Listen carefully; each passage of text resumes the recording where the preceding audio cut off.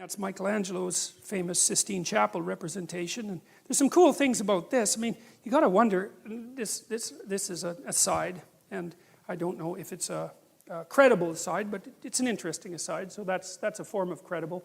What the hell is God doing in this thing? You know, I mean, what is this exactly? And so there's been some interesting answers to that, and this is one of them.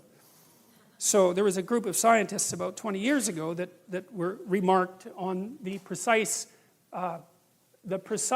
analogy between this structure and the brain bisected down the middle. And of course, Michelangelo was one of the first people who did detailed dissections, and so they felt that Michelangelo had put God inside the brain for some reason. And that seems to me to be associated with the notion that there's an analogy or a metaphorical identity between the notion of whatever God is and the structures that give rise to consciousness. And I think we really underestimate the degree to which consciousness is both, say, miraculous and not understood. I mean, you know, you have what appears to be an entirely material substrate, yet here you are, aware and self-aware and able to generate the world merely in some sense by looking at it. It really is remarkable, and that consciousness is dependent on something that wells up from deep within that material substrate that we don't understand at all. It's really a crazily remarkable thing, you know. And you hear a lot about scientific reductionism, but I'll tell you something that's kind of interesting, and it's a tangent too. You know, the guy that discovered DNA, I think it was Watson. And it's Watson and Crick, but I don't remember who wrote this book, but one of them, I don't remember which one, he believed that DNA was so complicated that it had to come from space. He didn't believe it could have possibly evolved on Earth.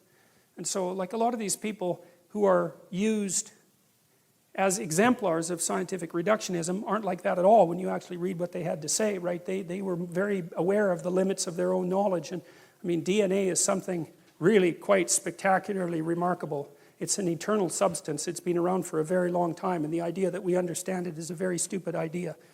And I would say that the same thing applies to the brain. Like we're scratching away at the surface of something we don't understand at all.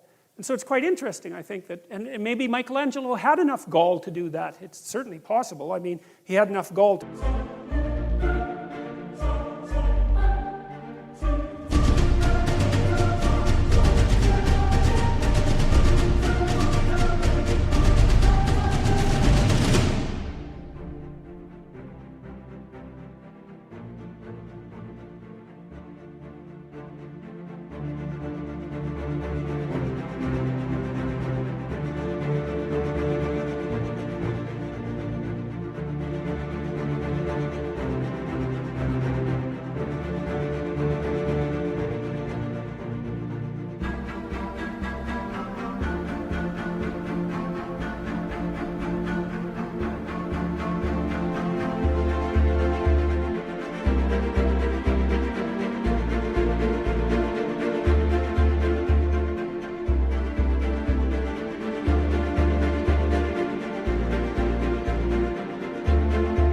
do dissections when the cost of that was death. You know, he had to rob corpses essentially to go and do it. So he wasn't, I would say, not particularly politically correct. So that's kind of interesting. And there's another representation of the same thing. And that's a funny one.